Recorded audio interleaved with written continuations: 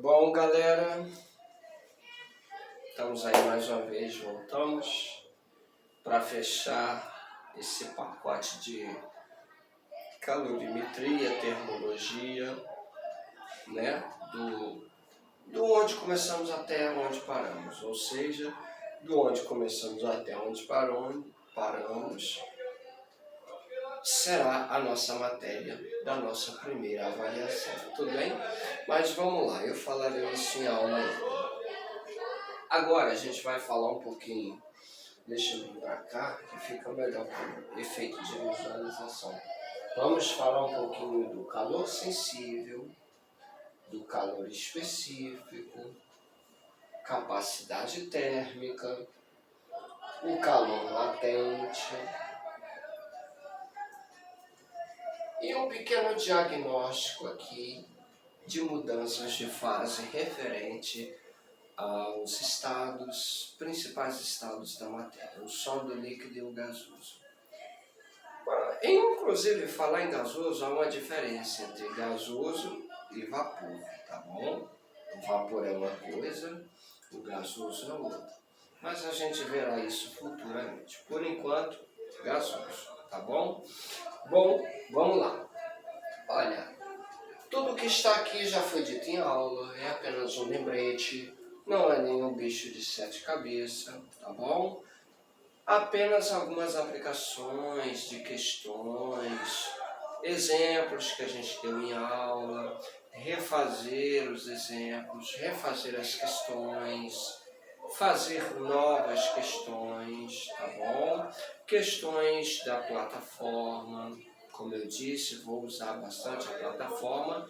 Essa aula será incluída na plataforma de autoria minha mesmo, sou eu que estou falando aqui da aula, né?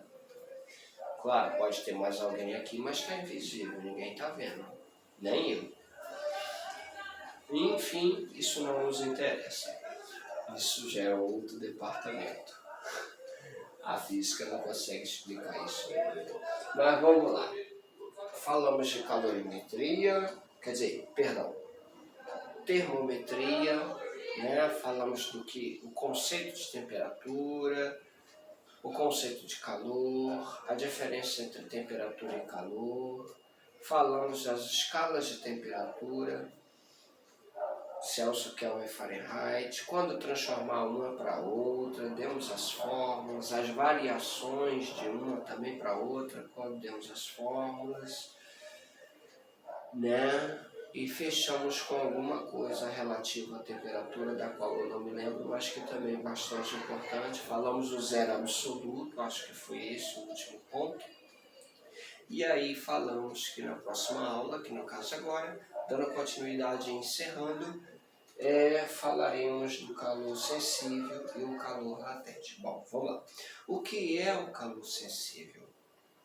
Bom, o calor a gente já sabe, é uma energia térmica em trânsito, né, galera? E o fato dele ser sensível diferencia dele ser latente. Mas qual a diferença? Vamos primeiro exemplificar cada um deles, as principais características de cada um deles. O calor sensível é uma energia térmica, ok. Só que quando um corpo recebe um calor e esse calor é sensível, a temperatura dele varia. Se ele recebeu o calor, a temperatura aumenta. Se ele perdeu o calor, a temperatura diminui. Ou seja, a temperatura variou.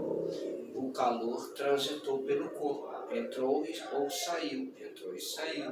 Então é um calor sensível. É possível calcular esse calor? Sim, temos uma fórmulazinha em sala de aula. Vocês até apelidaram a fórmula, dando nome às fórmulas de que macete, por causa da massa, calor específico, do C, representando o calor específico, e a variação de temperatura.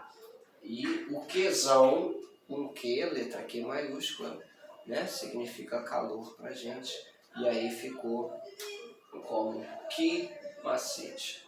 Uma maneira pra gente lembrar, tá bom, da fórmula. Mas M significa a massa do corpo, que pode estar em gramas o calor específico do corpo, vamos falar um pouquinho dele daqui a pouco, rapidamente também, né? Porque já foi explicado em aula, e a variação de temperatura. Muito bem. Você tendo essas três coisas, você acha a quantidade de calor sensível que um corpo recebe e será positiva. E se o corpo ceder calor, você achará a quantidade de calor sensível que o corpo perdeu. No entanto, o valor será negativo. Qual a unidade de calor? Bom, calor é energia. A unidade de energia no sistema internacional é o nosso famoso Joule. Se eu não me engano, vem de James Prescott Joule. Mas enfim, a massa podemos usar em grama? Sim. O calor específico vem caloria, a unidade de calor, tá? Barra grama, grau Celsius. Já que você está usando a massa em grama, então tem que aparecer uma grama aqui também. Não pode aparecer grama aqui e quilograma aqui. Aí vai ter que haver transformações, tá bom? O calor específico de um corpo. Vamos falar do calor específico de um corpo. Lembram que eu disse que na sala de aula, o calor específico, falei de capacidade térmica, onde um parece-se com o outro, em termos de conceito, porém são coisas diferentes. É como calor e temperatura. Parece que são coisas parecidas, mas são diferentes, porém estão interligados. Aqui, o calor específico de um corpo, eu coloquei bem resumidamente o que vocês já têm e compreenderam em aula, né? Assim ficou claro, pelo menos eu entendi que ficou claro. Calor específico de um corpo varia a temperatura de quem? Do corpo. De quantas gramas do corpo? Do corpo todo? Não, de 1 grama do corpo. Em quantos graus? 1 grau Celsius. Ponto. Sem mistério nenhum. Varia a temperatura de 1 grama do corpo em 1 grau Celsius. Você tem 1 grama de um corpo. A temperatura aumentou 1 grau Celsius. Precisa de um determinado calor. Esse calor é o calor específico. Né? Por exemplo, o calor específico, cada material tem seu próprio calor específico.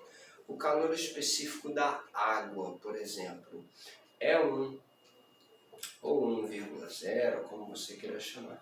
1 caloria grama grau Celsius. Em outras palavras, é necessário 1 caloria para aumentar em 1 grau Celsius 1 grama de água. Ou é necessário o contrário, perder 1 caloria para diminuir em 1 grau Celsius, né? Variar a temperatura, no caso agora diminuindo e não aumentando, a temperatura de 1 grama de água. Ponto. E fim de papo. E as unidades, professor? Quais são as unidades de calor específico? Nós temos caloria, grama, grau Celsius. É o usual que habitualmente costumamos usar. Mas existe a unidade de calor específico no sistema internacional, international? Claro que existe. Veja bem aqui, ó. A unidade de calor, Cal, que é energia no sistema internacional, é Joule, não é? Então, ao invés de Cal, vai ficar J, de Joule. A unidade de grama, que é massa, no sistema internacional, a unidade de massa é quilograma. Então, não vai ficar grama, vai ficar quilograma. E a unidade de temperatura não é Celsius, é Kelvin. Então, ficará Joule por quilograma barra Kelvin. Tudo bem? Ponto. Podemos usar isso aqui? Podemos. Mas aí você vai encontrar a quantidade de calor específico, não em calorias, mas em joule, usando a massa em quilogramas, tudo bem? A capacidade térmica é um pouco parecida com o calor específico, como eu havia falado antes, porém não é a mesma coisa. Veja, varia a temperatura também em 1 grau Celsius, só que não de uma grama do corpo, mas de todo o corpo. Você tem todo o corpo, e esse todo o corpo aumenta 1 grau Celsius. Precisa de uma quantidade de calor. Essa quantidade de calor é um calor que chamamos de capacidade térmica. Tudo bem? Pode ser calculada usando essas duas formulazinhas. Quantidade de calor específico sobre a temperatura ou massa do respectivo corpo em questão, né? Vezes o calor específico do corpo. Ponto. São apenas essas duas formulazinhas. E aí, a unidade é caloria por grau Celsius, já que é calor por temperatura, calor barra grau Celsius. Agora vamos lá. O calor sensível, então, ficou bem demonstrado que ele varia a temperatura. E o calor latente? Varia a temperatura? Não. O calor latente não varia a temperatura. Mas quando é que um corpo está recebendo calor, a qual chamamos de calor latente, e a temperatura não estará variando? Quando ele está mudando de fase. Está escrito aqui. Ocorre calor latente, ocorre na mudança de fase. A temperatura permanece, falta o C e o E, perdão. Eu tô dando muito mole com a língua portuguesa, cara. Tomara que os professores de língua portuguesa não assistam esse vídeo, senão vão me matar. Permanece. Para piorar a situação, era só escrever o permanece e botar com S. Aí ficaria ruim. Com 2 S, com 3 S. Era melhor deixar só permané. Acabou. Diz que é magia. Mas enfim, permanece agora tá certinho com C. Tá bom? Permanece constante. Então vamos aqui, ó, grifar essa palavrinha que é muito importante para nós. Com isso a gente termina essa parte de calorimetria. O restante foi exemplos em sala de aula, exercícios feitos, relacionados. E temos, após a segunda avaliação, estou dando esse tempo para vocês, a construção do nosso termômetro, né? Dividam-se em grupos e façam o termômetro e eu quero ver, quero que apresentem e o termômetro ficará no laboratório. Por isso eu estou dando todo esse tempo. Vou deixar passar a primeira avaliação, simulado, segunda avaliação, aí eu vou marcar o dia. A apresentação do termômetro, tá bom? E eu quero ver o termômetro de qualidade. Vocês não vão fazer de qualquer jeito. Para isso estou dando prazo, para vocês pesquisarem, verem várias maneiras de se fazer, vários tipos de termômetros, tá bom? E finalizando a nossa aula, isso aqui é muito importante, tá, gente? Às vezes pode achar que não, mas tem muita pegadinha e ocorre muito em questões de Enem, né? Nas provas do Enem, nas provas da UERJ, com esses nomes e mudanças de estados físicos, nos principais estados físicos que a gente conhece, sólido, líquido e gasoso. Vamos apenas nos reter a esses três. Veja, sólido, líquido e gasoso. E eu coloquei aqui. Um corpo passa direto do sólido para o gasoso. Naftalina, gelo seco, são dois tipos de corpos. Temos esse mesmo exemplo em sala de aula, não foi? Como que eu chamo essa passagem? Eu posso chamar de sublimação. Está lá em cima, ó. Sublimação. E o contrário do gasoso para o sólido, direto, sem passar pelo líquido. Ó, do gasoso para o sólido. Também posso chamar de sublimação ou ressublimação, tá bom? Aí vem as partes de dentro, que são o quê? Do sólido para o líquido, do líquido para o vapor, e o contrário, do vapor para o líquido, do líquido para o sólido. Vamos lá. Do sólido para o líquido, aí tem uma setinha aqui, ó, preta. Fusão. Cada corpo tem sua temperatura de fusão. Aí eu dei exemplo da água, que é 0. Dei exemplo do ferro, que ele passa do sólido para o líquido a 1450 graus Celsius aproximadamente. E o contrário, botei outra setinha aqui amarela, ó. Solidificação. Fusão e solidificação. Vai e volta. Agora vamos líquido e vapor. Vamos lá. Do líquido,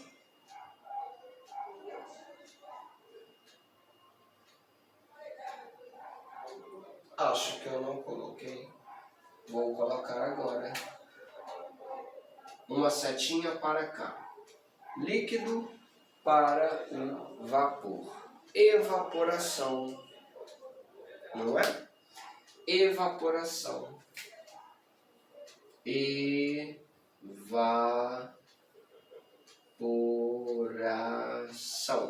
Também tem um outro nome, chamado de calefação. É um nome mais clássico e pouco utilizado, mas também vale. Só que ele passa do líquido para o vapor de uma maneira bem mais rápido. É um processo um pouco diferente, tá? Mas evaporação. Ponto. O contrário do vapor para o líquido. Condensação. Ou, para fechar a aula, liquefação. Então guardem esse quadro na memória de vocês, tá bom? Espero que esteja bem explicadinho, resumo de toda a matéria, né, que a gente já trabalhou até agora, até o momento, tá bom? Rapaziada, beijo no demanto, e o que é o demanto? Coração. Fiquem com Deus, até a próxima e conversaremos em aula, tá bom? Beijão, tchau. Eu vou encerrar aqui o vídeo, tá?